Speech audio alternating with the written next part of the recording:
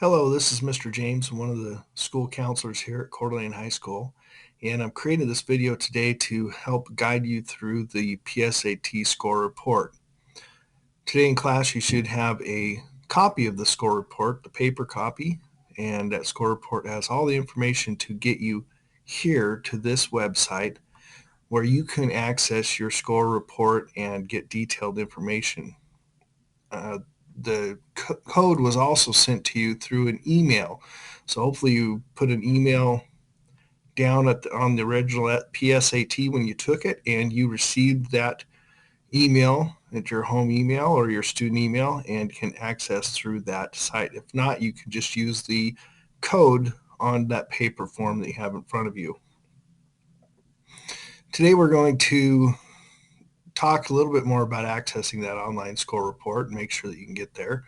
We're going to compare this year's new score to last year's report. The PSAT from this past October now matches the newly redesigned SAT that begins this March. We'll talk about qualification or qualifying for the National Merit Scholarship Program. We'll get an understanding and learn how to interpret your score report. We're going to use PSAT scores to guide your preparation for the SAT. And finally, we're going to connect your PSAT scores to the Khan Academy. You can create an account there through Khan Academy, and it's a great resource for studying for the SAT. So let's go ahead and get started and understand what this page in front of you is. This is the general score report that you get, and you'll see that it has 3 scores. These scores now match up closely with the SAT. So these numbers will be a little more familiar. However, they're just a little bit off. You'll see the total score report here. That's your summary of your evidence-based reading and writing score and your math score. You'll see that these add up to 860 there.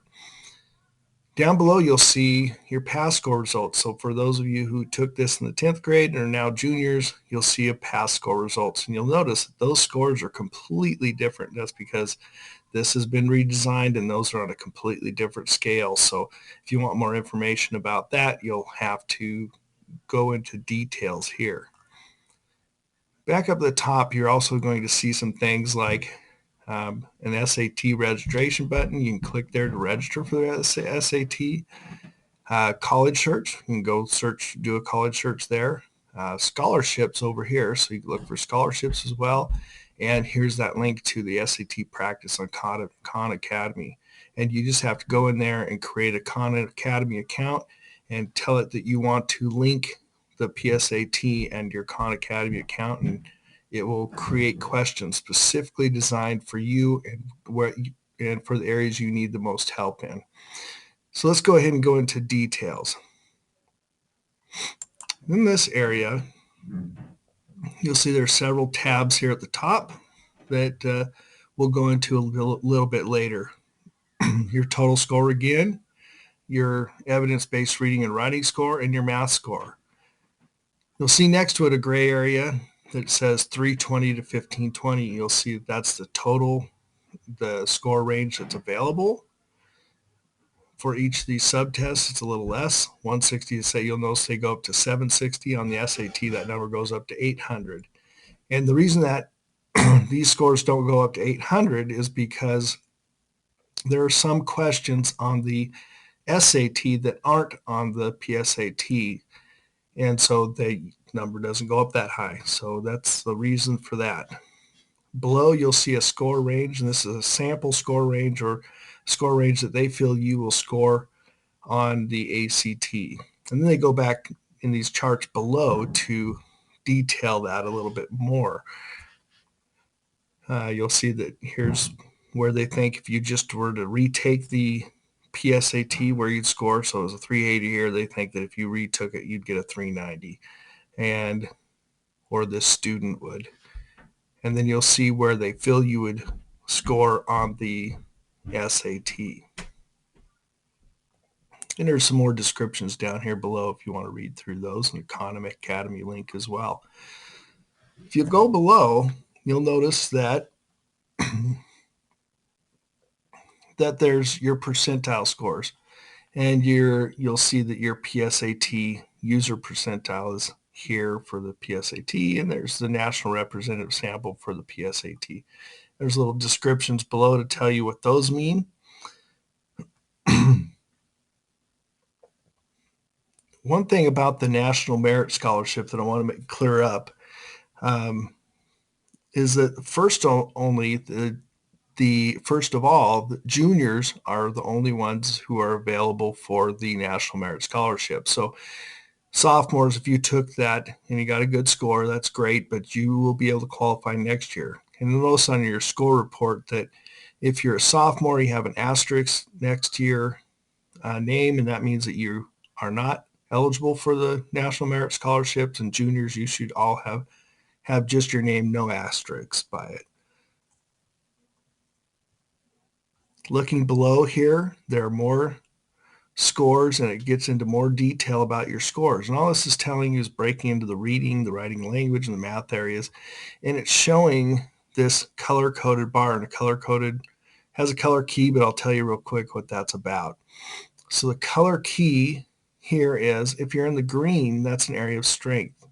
That means that if this 18 or this was a larger number up here, like between like 30 or so, it would probably be an area of strength for you. If it's in the yellow, that means that you need some work. There's some areas of improvement that need to be made. And if you're in the red here, that means there's some areas where you really need to do some studying and focus studying to bring your scores up. So that's a pretty simple key to follow.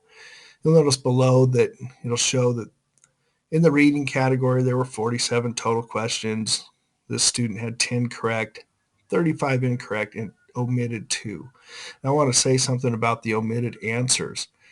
Omitted answers, there's no reason for that because guessing, there's no penalty for guessing on the PSAT or the new SAT. So it's better to try and put your best guess in there than to omit answers. And you can drill further down into reading questions. If you look below, there's a thing here called cross-test analysis in science. And it kind of goes into more detail on how you would score in across different tests for science and for history. But as we get down to the subscores, this is more interesting. This is information that goes into the different types of learning or subscales that you were tested on. So here you look in the writing and language area that there's command of evidence, and it'll tell you a little more about that. Here you can go into your score range, and I'll show you where to find more detailed information on that later. Words and context, expression of ideas, standard English conventions, and then the math. Heart of algebra, that's your basic algebra, then more advanced math, and then problem solving and data analysis. So those are just different areas that can help you to get more information on your test or on your score. Here, if we go back to the top, we'll see test questions. So if we click on that, oops, there we go. You'll see again that so we're in the reading area. It's highlighted here. You can go to written language, and it'll go over to that area. So let's go back to reading real quick and kind of get some details on that.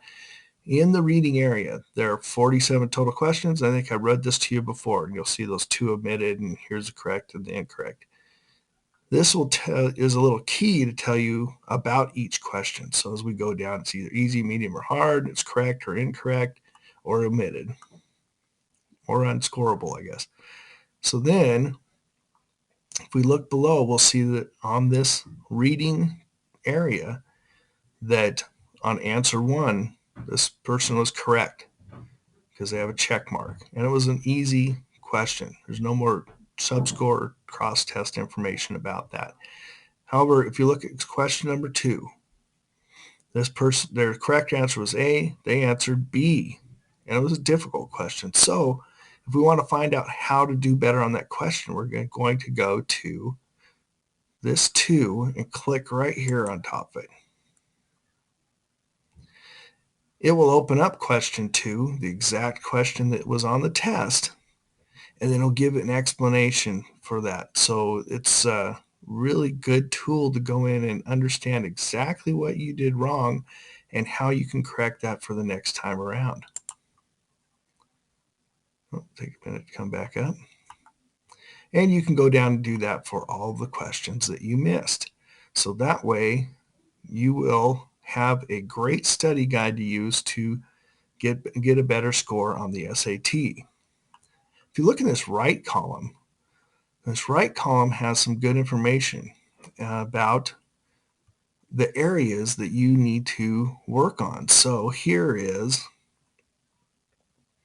an area, you'll see a lot of these that say analysis and history and social studies. And there you go. So that means if you click on that, it's going to tell you this component of the PSAT focuses on the assessment of students' ability to apply reading, writing, language, and math skills to answer questions in history and social studies context. This component is based on selected questions. So if you see a lot of these that are marked analysis, that means that you probably need a little more work in that area. Okay. Now let's go back and look at the skills and insight.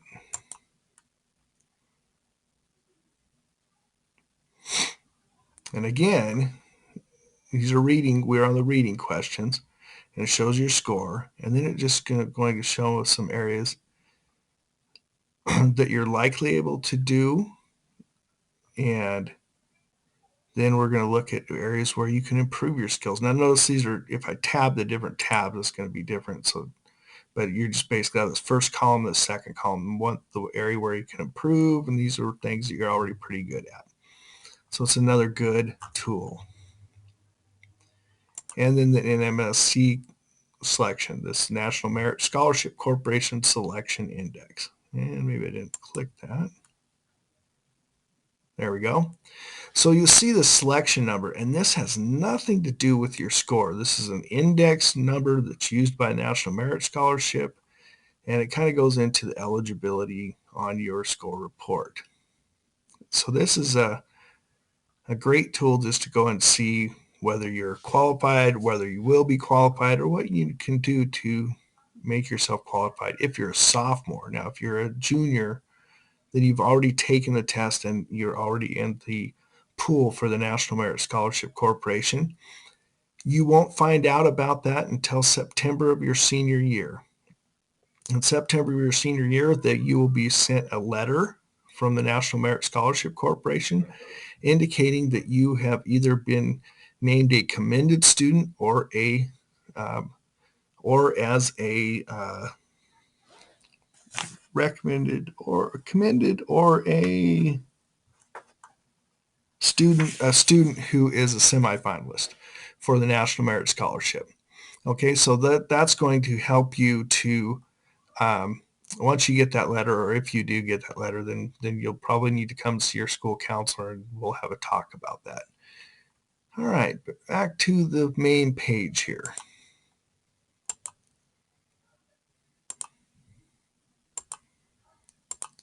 Okay, so on the main page, you're going to see these areas. The Khan Academy page is something I recommend everyone accesses and uses to help them get more detailed study questions that are going to help them specifically help you on the SAT. So as I said before, this is going to connect your PSAT or your College Board account with the Khan Academy. They talked, the two sites talk, they see your scores, and Khan Academy, there's specific video trainings on the site. There are practice tests. You can go in and do a practice SAT. There's diagnostic tools and all kinds of different things that are going to help you to score higher on the SAT. It's very important that you utilize all those resources when you have them, especially free resources that are available to us.